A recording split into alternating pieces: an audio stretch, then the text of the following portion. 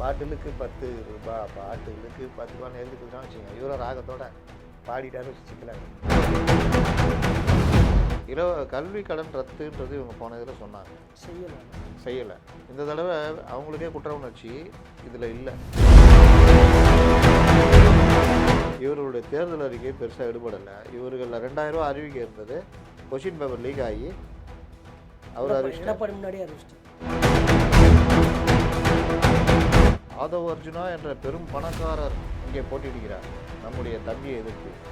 இவர் என்ன காய்கறி வண்டி வச்சுட்டு காய்கறி வியாபாரம் மாடி வெட்டி ஆலையா?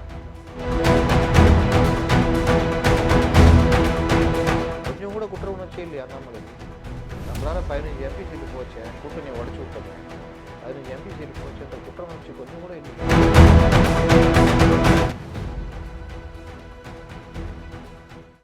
வைத பீபிள் நேயர்களுக்கு வணக்கம். தற்போது நம்மிடம் மூத்த ஊடகவியலாளர் திரு முத்தலிஃப் இருக்கிறார். அவர்கிட்ட பேசலாம். வணக்கம் சார். வணக்கம் சார். தேர்தல் தேதி அறிவித்து எல்லாரும் பிரச்சாரத்தில் போய்க்கிருக்காங்க. திமுக அதிமுக எப்படி போய்க்கிருக்கு? யாரோட பிரச்சாரம் மக்கள் மத்தியில் ஒரு ஆதரவாக இருக்கிறது பார்க்குறீங்க சார்? பிரச்சாரம் எல்லாருமே பண்ணுறாங்க. ஒவ்வொருத்தரும் அவங்க பாணியில் பண்ணுறாங்க. முதல்வர் அவரும் துணை முதல்வர் இவங்கெல்லாம் பண்ணுறாங்க. வழக்கம் போல் முதல்வர் மத்திய அரசுக்கும் எங்களுக்கும் தான் போட்டின்னு அந்த மடம் மாற்றம் வேலையை பண்ணிகிட்ருக்காரு. வழக்கம் போல் துணை முதல்வர் எடப்பாடி தவழ்ந்த பாடி, டெட் பாடி, அந்த பாடி இந்த பாடின்னு தன்னுடைய அவதூறு பேச்சுகளை பேசிக்கிட்டு அதை ஒரு சந்தோஷமாக அவர் தனியாக போய்கிட்டு இருக்காரு. இங்கே எடப்பாடி பழனிசாமி அதிமுகவில் அந்த அணியிலேயே என்டிஏலேயே அவர் ஒரு ஆள் தான் ஸ்டார். அந்த இதை அவர் கொண்டு போகிறாரு, கேள்வி கேட்குறாரு. ஒவ்வொரு நாள் கேள்விக்கும் இதுக்கும் இவங்க பதில் சொல்கிற அளவுக்கு அவருடைய பேச்சு இருக்குது.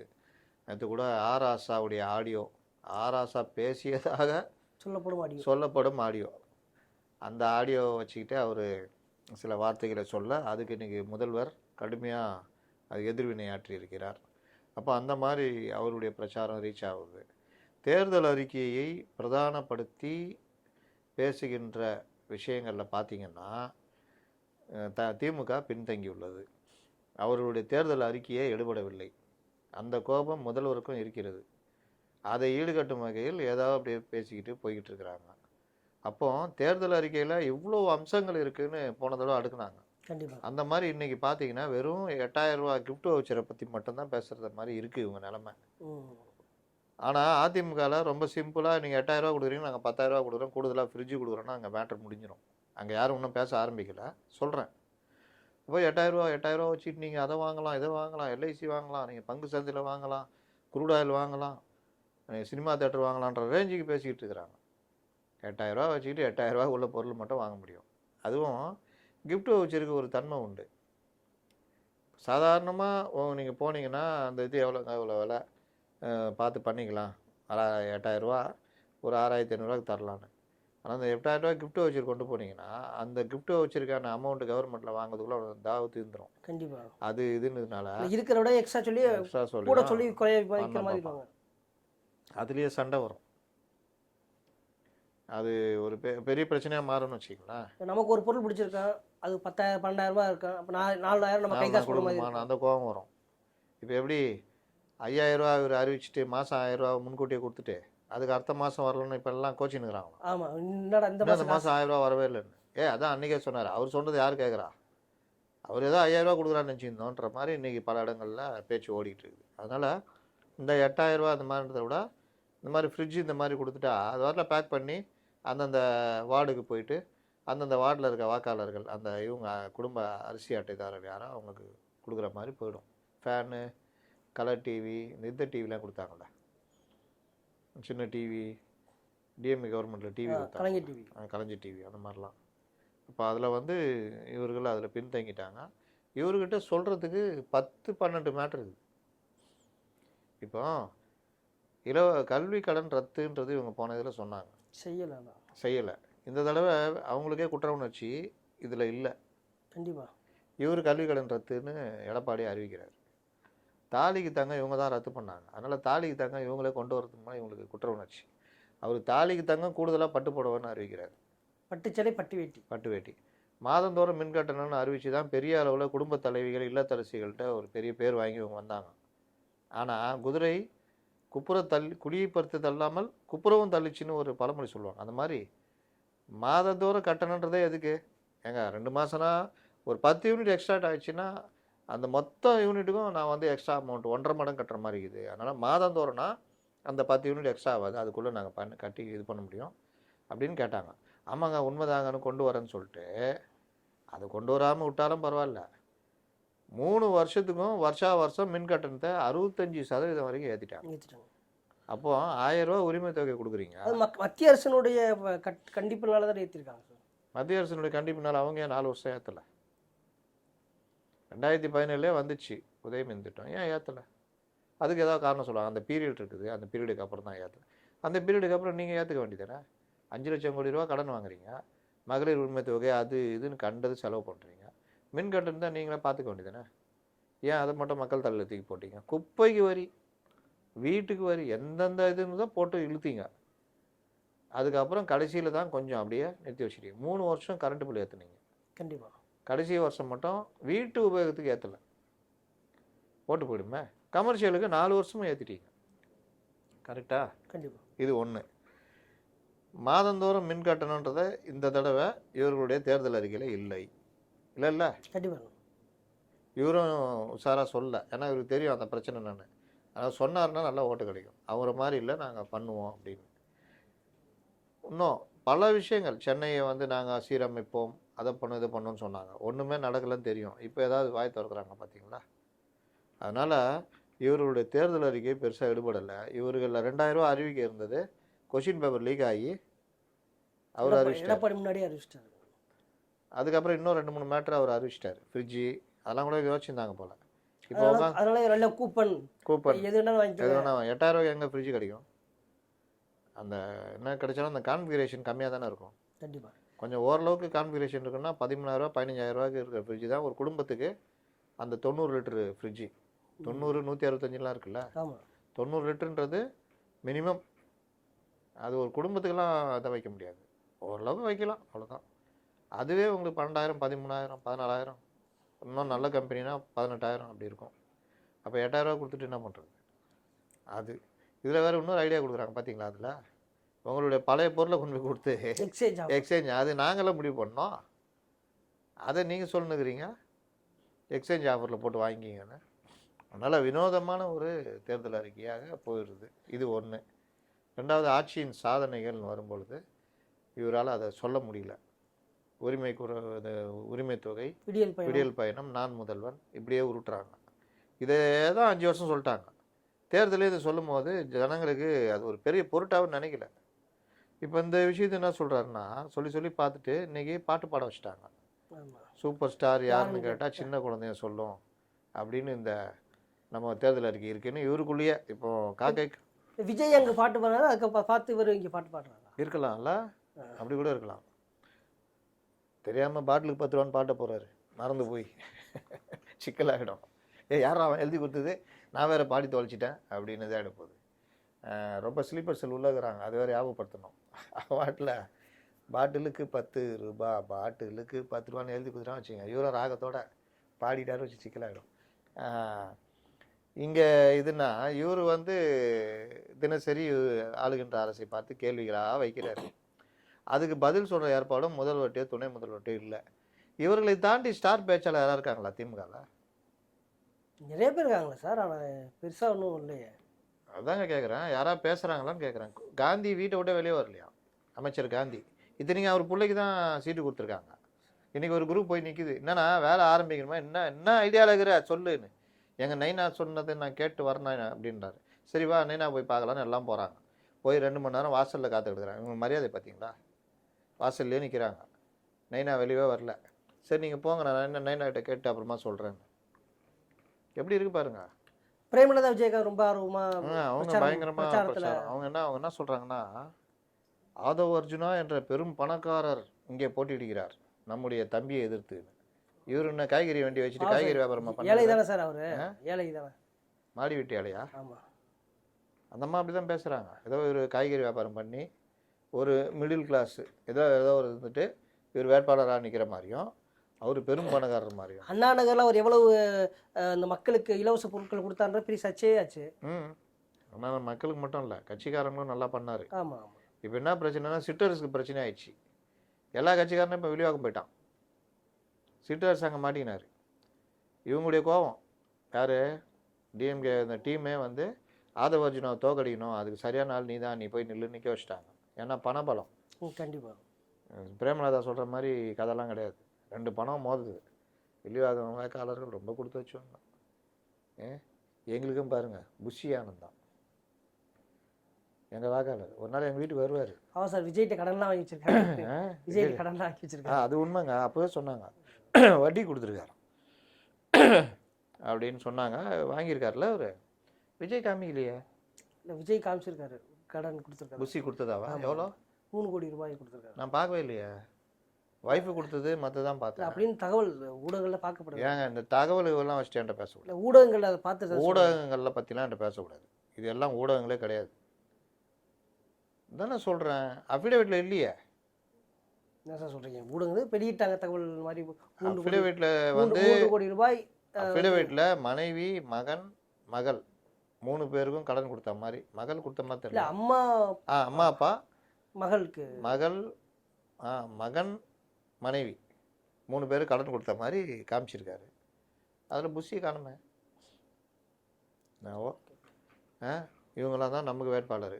இது எங்கே பேரும் அங்கே பாருங்கள், செல்வம் கொலிக்குது அங்கே. அப்போ கட்சிக்காரனும் அங்கே போயிட்டான். அண்ணா நகரில் இருக்கிற எல்லா திமுககாரனும் அங்கே போயிட்டான். இப்போ எங்கள் சிட்டர்ஸ் தனியாக மாட்டினாப்புல. அதனால் பிரச்சாரம் வந்து நீங்கள் பெரிய அளவில் சொல்லிக்கிற மாதிரி இல்லை. ஒரு பக்கம் நீங்கள் சொன்ன மாதிரி அதிமுக இந்த மாதிரியான தேர்தல் வாக்குறுதிகள் வந்து வாக்கு கேட்டுக்கிட்டு இருக்கு. ஆனால் சிஎம் அவர்கள் நீங்கள் எங்கள் அப்பா இறந்ததுக்கு நான் உங்கள்கிட்ட வீடு தேடி வந்தேன், எனக்கு வந்து அவர் புதைப்பதற்கு இடம் கொடுக்கல, கல்லஞ்சக்காரர் தானே நீங்கள் அப்படின்ற மாதிரியான ஒரு அனுதாபத்தை திட்டுறாருன்ற மாதிரியான பிரச்சாரத்தில் ஈடுபட்டிருக்காரு. இவர் தான் கல் நெஞ்சக்காரர். நடந்தது அப்படியே மறைச்சிட்டு பேசுகிறார். நடந்தது என்னென்னா, ஒரு பெரிய துக்கம். ஒரு மிகப்பெரிய தலைவர், 50-60 ஆண்டு கால கட்சி அரசியலுக்கு சொந்தக்காரர். 50 அதுக்கும் மேலே. அவர் தமிழகத்துடைய முன்னணி தலைவரில் ஒருத்தர். அவருடைய மறைவு, துக்கம் எல்லோரும் பார்த்தாங்க. முதலமைச்சராக எடப்பாடி இருந்தார். இவங்க போய் கேட்டாங்க. அப்போ அவர் எடப்பாடி பழனிசாமி சொன்னது, இந்த விவகாரம் நீதிமன்றத்தில் இருக்குது, ஐயா ராமதாஸ் வழக்கு போட்டிருக்காரு, அப்புறம் இன்னொருத்தரும் வழக்கு போட்டிருந்தார், 2 பேர் நினைக்கிறேன், இந்த கடற்கரையை இதுவாக பயன்படுத்தக்கூடாது அப்படின்னு. அப்போ இவர் சொன்னது, நான் உங்களுக்கு கொடுத்துட்றேன், உத்தரவு போட்டு கொடுக்க சொல்கிறேன்னா, விவகாரம் கோர்ட்டில் இருக்கும்போது அப்படி ஒரு இதை போட முடியாது. இதே நீங்கள் கோர்ட்டில் கொண்டு போங்க, ஐயா கிட்ட பேசி வாபஸ் வாங்க சொல்லுங்கள். நாங்கள் கவர்மெண்ட் சார்பில் உங்களை அப்ஜெக்ட் பண்ண மாட்டோம். என்ஓசி கொடுத்துருவோம். நாங்கள் இல்லை அப்ஜெக்ட் பண்ண மாட்டோம், எங்களுக்கு ஓகே, ஒன்றும் பிரச்சனை இல்லைன்ட்டுருவோம், நீங்கள் அழகாக வாங்கிக்கலாம் அப்படின்னு சொல்லி தான் அனுப்பிச்சிட்டேன். இதில் எங்கே இவர் இது பண்ணார்? இதுதான் நல்ல ஐடியா. இப்போ அவர் வந்து எடப்பாடி வந்து ஓகே அப்படின்ட்டாருன்னா, ஐயா திடீர்னு முறுக்கிட்டு, இல்லை அந்த மனுதாரர் முறுக்கிட்டா இன்னும் 2 நாள் ஆகும் விசாரணை போகிறதுக்கு. கண்டிப்பாக. அப்போ இல்லை அப்படின்னு சொல்லிட்டு அப்புறம் போய் ஐயா ராமதாஸ்கிட்ட கேட்டு அவரும் பெருந்தன்மையாக வழக்கை வாபஸ் வாங்கிட்டு, இன்னொரு மனுதாரர் நினைக்கிறேன் அவரும் வாபஸ் வாங்கின பிறகு கோர்ட்டு இவங்களை கேட்குது, கவர்மெண்ட்டை, எங்களுக்கு ஒன்றும் அப்ஜெக்ஷன் இல்லை, இந்த இடம் வந்து ஃப்ரீயாக இருக்குது, இந்த இடத்த கொடுங்க அப்படின்னு. அதுக்கப்புறம் கோர்ட்டு ஆர்டர் போடுது. இது எங்கே கல்நெஞ்சக்காரர்? கோர்ட்டில் போய் பார்த்துக்கோ அப்படின்னு நான் சொன்னார். இல்லை கவர்மெண்ட்டு கொடுக்க முடியாதுன்னு அப்ஜெக்டாக பண்ணிச்சு. கவர்மெண்ட் அதை ஒன்றும் அப்ஜெக்ட் பண்ணலையா? சார், பிரதமர் வருகை ஒவ்வொரு தமிழகத்தில் இருந்தாலுமே ஒரு பேசு பொருளாகப்படும். ஆனால் இந்த முறை வரும் பொழுது ரோட் ஷோலாம் பிளான் பண்ணாங்க, அப்புறம் நிர்வாகிகள் சந்திப்புண்டாங்க. ஆனால் கூட்டணி கட்சி தலைவர் கூட சந்திக்காமல் தங்களுடைய கட்சி நிர்வாகிகள் மட்டும் சந்திச்சிருக்காரு. பெரிதளவில் அது பேசப்படாமல் இருக்கக்கூடிய சூழல் இருக்குது. என்ன நடக்குது? ஏன்னா ஏற்கனவே வேட்பாளர்கள் கூட ரொம்ப தாமதமாக அறிவிச்சிருக்காங்க. என்னென்ன சார் நடக்குது? இதுதான் பிரதமரும் இன்றைக்கி கண்டிச்சிருக்காரு. தமிழக பாஜக காங்கிரஸ் கூட போட்டி போட்டுச்சு. காங்கிரஸ் ஒன்றும் இல்லை, அதுக்கு மாட்டு தான் பாஜகன்னு தான் இந்தியா அளவில். அதே மாதிரி அவங்களுடைய ஒர்க் ஸ்டைல்லாம் வேறு மாதிரி இருக்கும். இந்த தடவை அவ்வளவு மோசம். வேட்பாளர் அறிவிக்கிறதுல பெரிய பிரச்சனை அண்ணாமலை, இன்னொரு பக்கம் எல்முருகன். இவர் 2 பேர்ட்டையும் போய் ஐடியா கேட்டுக்கின்னு போய்கின்னு வந்து இவர் ஒரு லீடர்ஷிப் குவாலிட்டி இவர்கிட்ட இல்லை. நயினா நாகேந்திர லீடர்ஷிப் குவாலிட்டினா இவர் தான் தீர்மானிக்கணும். மேலிட பொறுப்பாளர் இவர் வேண்டியது அவங்கள்ட்ட ஆலோசனை கேட்கலாம், அவ்வளோதான். நான் முடிவு நீங்கள் தான் எடுக்கணும், அதுவும் உறுதியாக எடுக்கணும். எடுத்துட்டா இதுதான் நான் தான் தலைவர். அப்புறம் எதுக்கு இவங்க 2 பேர்ட்ட நீ கேட்டுன்னு இருக்கீங்க? முருகன்ட்டையும் அண்ணாமலைட்டையும் அவங்க இழுப்புக்கெல்லாம் போய்கிட்டு அவர்கள்ட்ட போயிட்டு ஒப்புதல் வாங்குறது. ஒரு வேட்பாளர் போட போகிறேன், நீங்கள் ஒப்புதல் கொடுங்கன்னா என்ன இது? தலைவர் முடிவு பண்ணால் முடிஞ்சது. தேசிய கட்சி வரைக்கும் பட்டியல் அமைச்சிட்டா அவங்க பார்த்துட்டு ஐபி ரிப்போர்ட்டு மற்றெல்லாம் பார்த்துட்டு ஓகே கேண்டிடேட் ஓகேன்னா கொடுத்துருவாங்க. ஆனால் அவங்க ரெடியாக காத்துக்கிட்டு இருக்காங்க, இவங்க இங்கே இவ்வளோ பிரச்சனை. அப்போ எதுவுமே நடக்கலை. இதில் அண்ணாமலை தனியாக விளாட்றாரு. இதையே ஒரு பிரச்சனையாக்கி ஊடகங்களுக்கு தீனி போடுற வேலையை அவர் பண்ணுறாரு. போட்டியிட மாட்டேன்றது, எனக்கு அந்த தொகுதி வேணுன்றது. அப்போ நான் எதுவுமே கேட்கல, நான் போட்டியிடவும் இல்லை, எனக்கு கொடுத்து நான் மறுக்கலை, இல்லை அவங்க எனக்கு கொடுக்க மறுக்கலை, இப்படிலாம் உருட்டிட்டு நான் ஏன் போட்டியிட விரும்புகிறேன்றதை மே 4 சொல்லுவேன் அப்படின்னு ஒரு கம்மா போட்டு அந்த பிரச்சனையை தொடர வைக்கிறார். ஊடகங்களுக்கு தீனி போடுறார். இது எல்லாம் இது என்ன விஷயம்னா, இவரை பல மாதங்களாக கண்டிச்சுக்கிட்டு இருக்குது மேலிடம். ஒவ்வொரு தடவையும் ஒவ்வொரு விதமாக கண்டிக்குது. எல்லாத்தையும் கேட்டு வந்துட்டு மறுபடியும் இவர் வாட்டில் ஒரு இஷ்டத்துக்கு பண்ணுறது. எடப்பாடிக்கு எதிராக திட்டமிட்டு ஒவ்வொரு தடவையும் அந்த அவருடைய வார்ரூம் ஆட்கள் டெட் பாடின்னு எழுதுறது, இந்த மாதிரி கண்டபடி பண்ணுறது தனியாக நடந்துக்கிட்டு இருக்குது. அதுக்கப்புறம் இந்த ஆட்சி வராதுன்ற மாதிரிலாம் எழுதுறது. அப்போ நீங்கள் என்ன பிஜேபி, என்ன கூட்டணி தர்மம்? இங்கே பிஜேபி தானே சேர்ந்து ஜெயிக்க போகுது. கண்டிப்பாக நாளைக்கு இவங்க தானே 2029 எலெக்ஷனில் இங்கே எம்பி சீட்டு நிற்க போகிறாங்க. கொஞ்சம் கூட குற்ற உணர்ச்சியே இல்லையா அண்ணாமலைக்கு? நம்மளால் 15 எம்பி சீட்டு போச்சே, கூட்டணியை உடச்சி விட்டோமே, 15 எம்பி சீட்டு போச்சுன்ற குற்ற உணர்ச்சி கொஞ்சம் கூட இல்லையே. இப்போ வரைக்கும் நான் மட்டும்தான், நான் நினச்சா அப்படின்னா என்ன அர்த்தம்? உங்களை எங்கெங்கெல்லாம் கொண்டு போய் வைக்கிறாங்க. பிரதமர் வருகையின் போது உங்களை சந்திக்கிறது கூட அங்கே இது கொடுக்கல. அந்த அளவுக்கு உங்களுடைய இதை இது போகுது. கடைசியில் இப்போ கூப்பிட்டு இன்னைக்கு காலையில் எல்லாரையும் வான் பண்ணியிருக்காரு. கரெக்டாக இருந்து ஜெயிக்கிற வழியை பார்க்கணும். நம்ம ரிசல்ட் இவ்வளோ தான் கொடுத்துருக்காங்க, ஜெயிச்சிருவோம், மெஜாரிட்டி வந்து ஆட்சி பிடிச்சிருவோம். ஆனால் இது போதுமா? அப்போ என்ன ஒர்க் பண்ணுறீங்க? முருகனை பிடிச்சி தனியாக கேட்டிருக்காரு, என்ன தான் ஒர்க் என்ன பண்ணுறீங்க? இவரை கேட்டிருக்காரு, உங்கள் ஸ்ட்ராட்டஜி என்ன? தமிழ்நாட்டில் என்ன ஸ்ட்ராட்டஜி? நான் ஒரு பிரதமர் 3-4 முறை தமிழ்நாட்டுக்கு வந்துட்டேன். இன்றைக்கி நான் வந்தது எந்த ஊடகத்துலையும் எங்கேயுமே செய்தியாக இதாகலை. அந்த லட்சணத்தில் தான் இருக்கீங்க. உங்களுக்குள்ளே சண்டை போட்டுக்கிட்டு உங்கள் இதை தீர்த்து வைக்கத்தான் நான் இருக்கிறேன்னா? ஒரு பிரதமர் இங்கே வர்றான்றது கூட ஊடகங்களில் போகல. ஒரு பிரதமர் பேசுறது கூட பெருசாக இதாகலை. அந்த அளவு கூட உங்களால் ஊடகங்களை கையில் எடுக்க முடியல, பண்ண முடியலன்னா என்ன கட்சி வளர்க்குறீங்க? என்ன கட்சி? என்ன ஸ்ட்ராட்டஜி வச்சுருக்கீங்க? கட்சியை கொண்டு போகிறதுக்கு இந்த வேட்பாளர் இருக்காங்க, இவங்களை ஜெயிக்க வைக்கிறதுக்குன்னு ஏற்பாடு. இன்றைக்கி இவனை யார் கவுக்கலாம், அவனை யார் கவுக்கலாம்? இதே மாதிரி தானே பண்ணிகிட்டு இருக்கிறீங்க. பிடிச்சி இவங்க இது வரைக்கும் பார்க்காத மோடியை பார்த்துருக்காங்க, அதை வான் பண்ணிட்டு போயிருக்காரு. இதுக்கப்புறம் திருந்துவாங்களான்னு பார்த்தா திருந்த மாட்டாங்க. இப்படி தான் போகும். இந்த விஷயத்தில் அண்ணாமலையுடைய அந்த ஒரு தலையீடு குறுக்கீடு இருக்கிறத பார்க்கப்பட்டு சொல்லப்படுது. உண்மையிலே அண்ணாமலை ஆதரவாளர்கள் இந்த தேர்தலில் இந்த கூட்டணிக்கு வாக்கு கேட்பாங்களான்ற ஒரு சந்தேகத்தை ஏற்படுத்திருக்கு. எல்லாவற்றையும் சொல்லிட்டாங்க. இன்றைக்கி உங்களுடைய ஒவ்வொரு நடவடிக்கையும் நாங்கள் நோட் பண்ணுறோம். நேற்று நீங்கள் ப்ரெஸ்ஸுக்கு கொடுத்த அந்த இது உட்பட, இன்றைக்கி காலையில் கொடுத்த பேட்டி உட்பட எல்லாவற்றையும் உங்கள் ஆளுங்க யார் யார் என்னென்ன மூவ் பண்ணுறாங்க எல்லாம் எங்களுக்கு ரிப்போர்ட்டாக வருது. நான் எல்லாத்தையும் பார்த்துட்ருக்கேன். தமிழ்நாடு கேரளாவுக்கு மட்டும் ஒரு 70-80 பேர் ஒர்க் பண்ணுறாங்களாம் பிஎம்க்கு ரிப்போர்ட் பண்ணுறதுக்கு. எல்லா ரிப்போர்ட்டும் வந்துக்கிட்டு இருக்குது. நான் என்னவோ நான் நடவடிக்கை எடுப்பேன்ற மாதிரி தான் சொல்லிட்டு போயிருக்காரு. ஒரு பக்கம் இப்போ இங்கே பாஜக மாதிரி காங்கிரஸும் கிட்டத்தட்ட லேட்டாக தான் அறிவிச்சிருக்காங்க. கட்சியில் ஒரு 2-3 நாளைக்கு முன்னாடி சேர்ந்த ஒருத்தருக்கு கூட, அதாவது ஜிகேஎம் அன்பு மணியோடைய பையனுக்கு வந்து சீட்டு கொடுத்துருக்காங்க.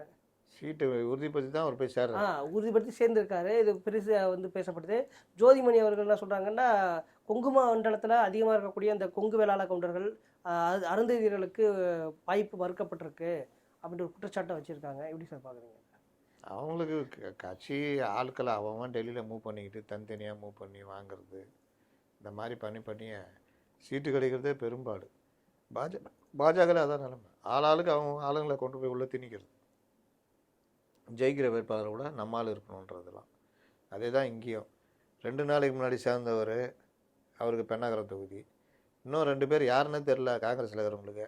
இந்த கிருத்திகா நாயுடு யாரோ ஒரு அம்மா, அப்புறம் இன்னொரு ஆள் சிங்காநல்லூர் தொகுதியில் கேட்டால் அவங்க இளைஞர்கள் புது இது அப்படி இப்படின்னு உருட்டுறாங்க. இந்த இதில் முழுசும் கண்ட்ரோல் எடுத்துக்கிட்டு பண்ணதெல்லாம் செல்வ பெருந்தகையும் ப. சிதம்பரமும். மற்ற யாரும் வந்து இதில் எதுவுமே இல்லை. அதனால் அதுக்கேற்ற மாதிரி தான் எல்லோரும் மூவ் பண்ணுவாங்க. திருநாவுக்கரசு மட்டும் அவர் பையனுக்கு ஒரு சீட்டை வாங்கிட்டு போயிட்டார். ஜமால் முகமது காலேஜுடைய குடும்பத்தை சேர்ந்த ஒருத்தருக்கு மயிலாடுதுறையில் சீட்டு கொடுத்துக்கிறாங்க. மற்றபடி பல ஆளுங்க கொஞ்சம் பேர் எல்லாம் வாங்கிட்டாங்க. பிரின்ஸை காலி பண்ணிட்டாங்க. இங்கே விஜயகுமார் யாரோ ஒருத்தர், இன்னும் 2-3 பேர், 11 பேர் என்னமோ தான், 7 பேர் என்னமோ இல்லைன்னு நினைக்கிறேன். இதுதான் நிலமை. அந்த சைடு கன்னியாகுமரியில் கொஞ்சம் டஃப்பாக இருக்கும். சில இடங்களில் ஜெயிச்சிருவாங்க. ஸ்ரீபெரும்புத்தூர் அவர் ஜெயிக்க பார்ப்பார், ஜெயிச்சிருவார். வேற எங்கே? மற்றபடி கொங்குலெல்லாம் யோசிக்க முடியாது. சென்னையில் வேளச்சேரி ஜெயிக்க வாய்ப்பு குறைவு. ரொம்ப நல்ல பேர் அவருக்கு. படம்லாம் செலவு பண்ணுவார். என்ன நடக்குதுன்னு பார்க்கணும். வேறு எங்கே நிற்கிறாங்க? அங்கே பிரவீன் ஒருத்தர் நிற்கிறார் போல், விளவங்கோட்டில் விஜய் தன்னை எதிர்த்து. அவர் கொஞ்சம் ரொம்ப செல்வாக்கு முக்கியவர், கிறிஸ்துவ இதில் திருச்சபைகள்னு. கேரளாக்காரர். அவர் கொஞ்சம் டஃப் கொடுப்பாரு, விட்டா ஜெயிச்சிருவார் அப்படின்றாங்க. அதனால் அப்படி தான் போய்கிட்டு இருக்குது. சார், இந்த பிரச்சாரங்கள் போடுறது சார் பார்க்கும்பொழுது ஊடகங்களில் சில செய்திகள் பார்க்குறோம். அனிதா ராதாகிருஷ்ணன் அமைச்சர் அவர்கள் வாக்கு கேட்க செல்லும் பொழுது அங்கே இருக்கக்கூடிய மக்கள் வந்துட்டு அவரை திருப்பி அனுப்புறதை பார்க்க முடியும். அதுபோக மனோஜ் பாண்டியனுக்கு இந்த சோர்வு விளம்பரம் எழுதுறத அங்கே இருக்கக்கூடிய திமுக அப்படின்னு செயலாளரே ஃபுட்பாலை எட்டி உதைக்கிறாரு. இந்த பாதியான செயல்கள் திமுகவுக்கு மக்கள் மத்தியில் ஒரு எதிர்ப்பலை உருவாயிருக்குன்னு பார்க்கக்கூடியதா, இல்லை உட்கட்சி பூசல் இருக்குது? நான் ஏற்கனவே சொன்னேன், திமுக மேலே ஆன்டி இன்கம்பன்சி, மக்களுடைய கோபம் எவ்வளோ இதுவாக இருக்குது அப்படின்றத இப்போ இவங்க வந்து ஒரு மாயை பண்ணிக்கிட்டு ஏதோ திராவிட மாடல் மக்கள் எதோ எதிர்பார்த்துட்டு. என்னை கூட நேற்று கூட பிறகு இவர் போய் கேட்குறாரு முதல்வர், எனக்கு ஓட்டு போடணுன்னு நீங்கள் ஏன் தீர்மானிச்சிங்கன்னு. அப்போவே தெரிஞ்ச செட்டப்புன்னு. ஒரு ஆள்கிட்ட போய் என்ன கேட்போம்? எங்களுக்கு ஓட்டு போடுங்க தானே கேட்போம். எங்களுக்கு ஓட்டு போடுறேன்னு நீங்கள் எப்படி முடிவு பண்ணீங்கன்னு யாராக கேட்பாங்களா? அந்த மாதிரிலாம் செட்டப் பண்ணலாம், பண்ணுறதெல்லாம் எடுபடாது. ஜனங்களுடைய கோபம் ஓட்டு கேட்க போகும்போது தொகுதிக்குள்ளே விடாதது, விரட்டி அடிக்கிறது, மோதலாகிறது, இது எல்லாம் தெரியும். அதை திமுகவினர் பார்ப்பார்கள்னு அந்த ஆரம்பிச்சிச்சா. அனிதா ராதாகிருஷ்ணனுக்கு ஆரம்பிச்சிச்சா? கண்டிப்பாக. என் அமைச்சராக இருக்க வரைக்கும் தான் அந்த இதெல்லாம் தனியாக போய் கேட்டால் அந்த இதெல்லாம் வரணும். இன்னொரு தொகுதியிலும் ஒரு தொகுதி பார்த்தேன், திருப்பி அனுப்புகிறாங்க. அப்போ இந்த மாதிரி விஷயங்கள் எல்லாம் திமுகவினர் அதிகமாக சந்திக்க வேண்டியிருக்கும். பல அமைச்சர்களே உள்ளே போக முடியாத நிலைமை ஏற்படும். சார், இப்போ ஏற்கனவே திமுக இந்த இந்தி திணிப்பு எதிர்ப்பை வந்து போய் முன்னெடுத்துக்கிட்டாங்க. இன்றைக்கி வந்து 6ஆம் வகுப்பு முதல் சிபிஎஸ்சியில் வந்து மும்மொழி கொள்கையை வந்து அறிமுகப்படுத்திருக்காங்க. முதல்வர் கூட எடப்பாடி பழனிசாமி அவர்கள் இதுக்கெல்லாம் குரல் கொடுக்க மாட்டாரா, இந்த மாநில உரிமைக்கு குரல் கொடுக்க மாட்டாரா அப்படின்ற கேள்வி முன் வச்சிருக்காரு. இந்த தேர்தல் நேரத்தில் திமுகவுக்கு ஒரு சாதகமான ஒரு சூழலை உருவாக்கி கொடுக்குறாரு. இந்த மாதிரி பொய் பிரச்சாரம் பண்ணி சாதகமாக்க பார்ப்பாங்க. மும்மொழி கொள்கைன்றதில் வந்து இந்தின்றதெல்லாம் கிடையாது. ஏதாவது ஒரு லாங்குவேஜ் கற்றுக்கணுன்றது தான். அது சிபிஎஸ்சியில் வழக்கமாக இருக்கிறது தான். தமிழ் ஆங்கிலம் கட்டாயம். அதில் தமிழ் ஆங்கிலம் கட்டாயன்றது ஏற்கனவே இருக்குது. 3வதாக நீ ஏதாவது ஒரு மொழி எடுத்துக்கலான்னு. சரி, அவங்க மகள் நடத்துகிற நீங்கள் அதான் நம்மளை கேட்டிருக்காரு. உங்கள் மகள் நடத்துகிற இதில் பண்ணுவீங்களா? மும்மொழியில் வந்து 3வது மொழி கொடுக்க மாட்டோம்னு சொல்ல முடியுமா? இதை வச்சுக்கிட்டு மலிவான பிரச்சாரம் தேடுறாரு. ஜனங்களுக்கு வந்து உண்மை எதுன்றதை மறைச்சிட்டு இது பண்ணுறாரு. இந்த எஃப்சிஆர்ஏ கூட எஃப்சிஆர்ஏன்னு ஒரு சட்டம் கொண்டு வந்திருக்காங்க. அதை அந்த நிதி வெளிநாட்டிலேருந்து நிதி ஃபாரின் இன்வெஸ்ட்மெண்ட் கிறிஸ்தவர்களுக்கு எதிராக இருக்கிற மாதிரி அப்படின்ற மாதிரி கொண்டு போகிறாரு. ஆக்சுவலாக அது அரசியல்வாதிகள், பத்திரிகை ஊடகங்கள், தொண்டு நிறுவனங்கள், சங்கங்கள், மதம் சம்மந்தமானது எல்லாருக்கும் தான் ரெகுலேட் பண்ணுது. நீ வாட்டில் கொள்ளடிக்கிற பணம் அதெல்லாம் கொண்டு போய் வெளிநாட்டில் உண்டியல் பணமாக மாற்றி ஏதாவது ஒரு ஷெல் கம்பெனி மாதிரி, ஏதாவது ஒரு நிறுவனம் மாதிரி, ஏதாவது ஒரு ட்ரஸ்டி மாதிரி அங்கேருந்து இங்கே கொண்டு வந்துட்டு அதை வேறு இதில் பயன்படுத்துறது, இல்லாட்டி வேறு ஏதாவது ஒரு பர்பஸ்க்கு கல்விக்கு அனுப்புகிறேன்னு சொல்லிட்டு இங்கே கொண்டு வந்துட்டு தீவிரவாதம் இந்த மாதிரி இதில் யூஸ் பண்ணுறது. இந்த மாதிரி பல பர்பஸ், அந்த பர்பஸ் ஏதோ அதுக்கு வராமல் வேறு எதுக்கு யூஸ் பண்ணுறதெல்லாம் ரெகுலேட் பண்ணுறதுக்காக. வரக்கூடாதுன்னெலாம் சொல்லவே இல்லை அவங்க. ரெகுலேட் பண்ணுறதுக்கு என்ன பர்பஸ்ஸு? கல்விக்காக நாங்கள் அங்கே நிதி கொடுக்குறாங்க, அதை ரைட்டு வாங்க, ஸ்கூல் தோறங்க, காலேஜ் தோறங்க, கல்வி சம்மந்தமாக பண்ணுங்க, என்ன வேணால் பண்ணிங்க. ஆனால் அதை வச்சுக்கிட்டு வேறு எதாவது பண்ணிங்கன்னா அந்த பணத்தையே முடக்கிடுவோம், ரத்து. சொத்துக்கள்லாம் பறிமுதல் செய்யப்படும்ன்ற மாதிரியான. அப்போ அந்த மாதிரி பல விஷயங்கள். இதனால என்ன ஆகும்னா, இந்த தலைவர்கள் பேரை சொல்லிட்டு வெளிநாட்டிலேருந்து பணம் வாங்குகிற தலைவர்கள், அரசியல் தலைவர்கள், ஊடகங்கள் பணம் வாங்குவாங்க. வாங்கிட்டு அதை பண்ண போகிறோம். பத்திரிகை முதலாளிகள், பத்திரிகையாளர்கள், அப்புறம் சங்கங்கள் நடத்துகிறவங்க, அந்த சங்கம் இந்த சங்கம் வச்சுட்டு எங்களுக்கு அந்த நிதின்றது, இந்த மாதிரி எந்தெந்த வகையில் வாங்குகிறாங்களோ இவங்க எல்லா இதுவும் ரெகுலேட் செய்யப்படும். நீ எதுக்கு வாங்குறன்றதை சொல்லணும், அதுக்கு தான் செலவு பண்ணணும். நீ வந்து பேங்க் அக்கௌண்ட்டு எஸ்பிஐ அங்கே சென்ட்ரல் இது அங்கே தான் நீ வச்சுருக்கணும். இது ஏன்னா 10 கம்பெனி வேறு பேங்க்கு அது இதுன்னு வச்சுக்கிட்டு ஒரு குழப்பம் ஏற்படுத்தாமல் ஒரே வழியில் வர்ற மாதிரி இதெல்லாம் பண்ணுறாங்க. அப்போ அதை வந்துட்டு இவர் கிறிஸ்தவர்களுக்கு எதிராக அப்படின்றாரு. ஏற்கனவே வக்பு திருத்த மசோதா முஸ்லீமுக்கு எதிராகன்றார். வக்பு திருத்த மசோதாவை முழுசாக படிச்சிருந்தாருன்னா அதை பேசவே மாட்டார். வக்பு திருத்த மசோதா வச்சுக்கிட்டே இங்கே பல பேர் நுனிப்புல் மேய்ஞ்சிட்டு இருக்கிறாங்க. அது அவ்வளோ யூஸாக இருக்குது. இஸ்லாமியர்களுக்கு தான் உண்மையிலே நன்மை. கண்டிப்பாக அதுதான் இந்த மாதிரி மடைமாற்று வேலை பிரச்சாரத்தை இவர் பண்ணிகிட்டு இருக்காரு. என்ன பண்ணாலும், ஏன்னா இவர் வந்து பிஜேபி எதிரியாக நிறுத்தணும், அதுக்கு இந்த இது அப்புறம் டீலிமிட்டேஷனை கொண்டு வந்துட்டு இப்போ பெருசாக பேசிகிட்டு இருக்காரு. இல்லை, இப்போ 2 நாளைக்கு முன்னாடி ஒருவேளை அதிமுக பாஜக கூட்டணி ஆட்சி பார்த்தா தமிழ்நாட்டு பேரே மாத்திரம் சொல்கிறாரு. அதுதான் எந்த அளவுக்கு போயிட்டார் பார்த்தீங்களா, எந்த அளவுக்கு போயிட்டார் பாருங்க. அந்த மாதிரி பேரை மாற்றணும்னு எவனா யோசிப்பாங்க? அண்ணா அவர்களுடைய பேரில் இருக்கக்கூடிய கட்சி அண்ணா கூட்டு வந்த தமிழ்நாட்டு பேர் எப்படி மாற்றுவாங்க? அதாவது மக்கள்கிட்ட பயமுறுத்தல் ஏற்படும், பேனிக்கை உருவாக்குறது. இந்த சோவியத் யூனியனு ஜார் மன்னர் ஆட்சியை வீழ்த்தி புரட்சி பண்ணி கம்யூனிஸ்டுகளை அங்கே ஆட்சியை பிடிக்கிறாங்க லெனின் தலைமையில்.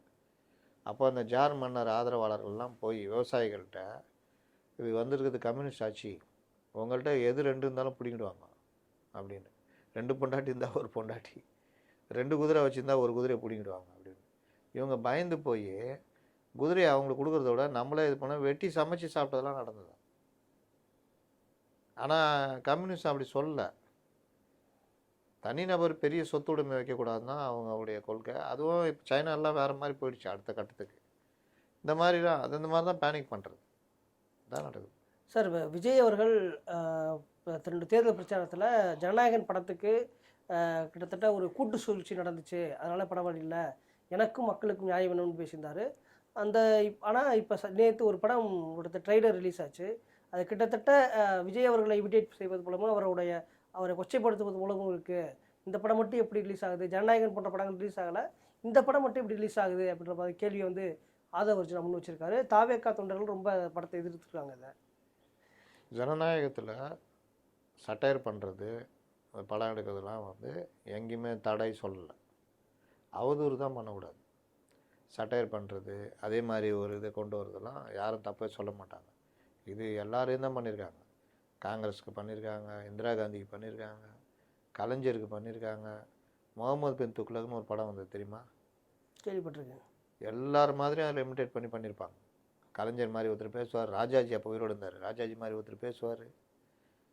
ஒவ்வொருத்தரையும் இது பண்ணி இந்திரா காந்தியெல்லாம் கிண்டல் பண்ணிலாம் இருக்கும். இன்னும் பல படங்கள். அதே மாதிரி எம்ஜிஆர் இந்த ஆட்சிக்கு எதிராக, டிஎம்கே ஆட்சிக்கு எதிராக பல காட்சிகள் வச்சுருப்பார், இமிடேட் பண்ணிலாம் வச்சுருப்பார். அதுக்கப்புறம் எம்ஜிஆர் ஆட்சிக்கு வந்த பிறகு எஸ்ஏ சந்திரசேகர்லேருந்து பலரும் வந்து இவங்க அப்பா பண்ணும்போது இனிச்சுதா பல படங்கள் பண்ணார். மணிவண்ணன் கலைஞரை கிண்டல் பண்ணிலாம் இது பண்ணியிருக்காரு. ஜெயலலிதாவை கிண்டல் பண்ணி எடுத்திருக்காங்க. ஜெயலலிதா மாதிரியே ட்ரெஸ் பண்ணி வச்சதெல்லாம் இருக்குது. பலரும் பல இதை எடுத்திருக்காங்க. அந்த சட்டசபையில் 89 சண்டை நடந்தது, அதெல்லாம் மையப்படுத்திலாம் வந்தது. அதனால் இதெல்லாம் வரும். விஜய் மாதிரி இருக்குது, நீங்களே ஏன் சொல்கிறீங்க? அவங்க வேலையை பார்த்துட்டு போக வேண்டியதானே. அது மக்கள் தானே, பார்க்குறவங்க தானே தீர்மானிக்கணும். இன்னொன்று டீசரை வச்சே எப்படி முடிவு பண்ணுவீங்க? அவங்க படம் விளம்பரத்துக்காக கூட அந்த டீசரை உருவாக்கலாம். கண்டிப்பாக படத்தில் போனீங்கன்னா ஒன்றுமே இருக்காது. படத்தை ஓட வைக்கணும் அவங்களுக்கு. இப்போ நீங்கள் எப்படி ஏமாத்துறீங்க? சூப்பர் படம்ன்றீங்க, ஒரே நாளில் ஒரு 5000 ஸ்க்ரீனு, 3 நாளைக்குள்ளே படம் நல்லா இல்லைன்னு கண்டுபிடிக்கிறதுக்குள்ளே பெரிய அமௌண்ட்டை என்கிட்ட பிடிங்கிடுறீங்க. ஜனநாயகனுக்கு முன்னாடி பல இது நடந்ததுன்னு இன்றைக்கி சொல்கிறீங்களா? அன்றைக்கே யாரும் வாய் திறக்கல. இன்றைக்கி வந்துட்டு சொல்கிறீங்க. அன்றைக்கி நடந்தப்போ ஒருத்தர் வாய் திறந்தீங்களா? விஜய் வாய் திறந்தாரா? ஜனநாயகன் படம் இவங்க பண்ண தப்பு. இவங்க முறையாக எல்லாத்தையும் கொண்டு போயிருந்தாங்கன்னா படம் ரிலீஸ் ஆகிருக்கும். அன்றைக்கி அந்த உண்மை தெரிஞ்சனால கம்முன்னு இருந்தாங்க. இன்றைக்கி நாள் ஆகிடுச்சுல்ல, உடனே ஜனநாயகன் முன்னாடி எவ்வளோ சதிகள் நடந்ததுன்னா நீங்கள் தானே கற்றுக்கிட்டீங்க. உங்களுக்கு டிசம்பர் மாதத்துக்கு முன்னாடியே அவன் இதை அனுப்புகிறாங்க, இந்த மாதிரி விஷயம் நீங்கள் சில காட்சிகள்லாம் வெட்டணும்னு. காட்சியை வெட்டி அவன் கையில் கொடுத்துட்டு கிளம்பி போயிடுறீங்க. காட்சியை வெட்டி அவன் கையில் கொடுத்து அவன் பார்த்து அவன்கிட்ட சர்டிஃபிகேட் வாங்குற வேலை பார்க்கணும். அதோட நீங்கள் மலேசியா இதுக்கு போகிறீங்க. 1ஆம் தேதியிலேருந்து எல்லாம் ரிமைண்ட் பண்ணிட்டே இருக்காங்க, கண்டுக்கவே இல்லை அவங்கள. கேட்டால் நாங்கள் அவங்கள்ட்ட பேசணும் பண்ணோன்னா, சரி படத்தை மறுபடியும் பார்க்கணுன்னு ரிவைஸ் கமிட்டி போடணுன்றாங்க. அவங்கள்ட்ட பேசி கீசி அந்த துறை அமைச்சரை பார்த்து பேசி கீசி எதாவது பண்ணி படத்தை வெளியே கொண்டு வந்து தானே பார்ப்பாங்க. நீங்கள் என்ன புரட்சி படமாக எழுதுறீங்க? அந்த படமும் இன்னொரு லியோ மாதிரி தான் இருக்க போகுது. அப்போ அதை கொண்டு வர விட்டு கோர்ட்டுக்கு யார் போனது? கோர்ட்டுக்குன்னு ஒரு விஷயம் போனால் என்ன ஆகும்? இந்த அண்ணன் தம்பி பிரச்சனை சொல்லுவாங்க, பேசி தீர்த்துக்கலாம்பா, இல்லாட்டி 20 வருஷம் ஆகும், பகை இருந்துகிட்டே இருக்கும், இந்த நிலத்துடைய மதிப்போட செலவு ஜாஸ்தியாக. ஒரு படத்தில் எம்ஜிஆர் வக்கீலாக இருப்பார், வரும்போது எவ்வளோ நிலம்னு கேட்பார். அண்ணன் தம்பி பிரச்சனை, எவ்வளோ நிலம்? 5000 ரூபான்னு நிலத்தோட மதிப்பு. சரி, இதுக்கு வக்கீல் ஃபீஸு 2000 ரூபா ஆகும். இன்னும் வழக்கம் எவ்வளோ நாள் நடக்கும்னு தெரியாது. இதோட அதிக மடங்கு இது கொடுப்பீங்க. அதோட 2 பேரும் நிலத்தை பிரிச்சுட்டு போங்களேன். ஆமாம் தம்பி, கரெக்டு தம்பினா. இதை விஜய் படத்துலேயே வருமே அந்த சீனு, ஒரு சீனு தமிழனில் அதே சீன் எடுத்து விஜய் படத்தில் வச்சுருப்பாங்க. அப்போ அவ்வளோ புத்தி சொல்லி எடுக்கிற ஆளுக்கு இந்த விஷயம் தெரியாதா? கோர்ட்டுக்கு போனால் ஒரு படத்தோட விவகாரம், அதுவும் 9ஆம் தேதி ரிலீஸ் ஆகுறன்ற டைமில் போய் யாராவது கோர்ட்டுக்கு போவாங்களா? பேசி அமுக்கப்புறம் முடிச்சு கொண்டு வர தான் பார்ப்பாங்க. இவ்வளோ எல்லாத்தையும் பண்ணிட்டு இன்றைக்கி வந்துட்டு மாற்றி பேசியிருந்தா. நிச்சயமாக சார், உங்களோட நேரத்தை ஒதுக்கி உங்களோட கருத்துக்களை பயந்துட்டு இருக்கிற மாட்டேன் சார்.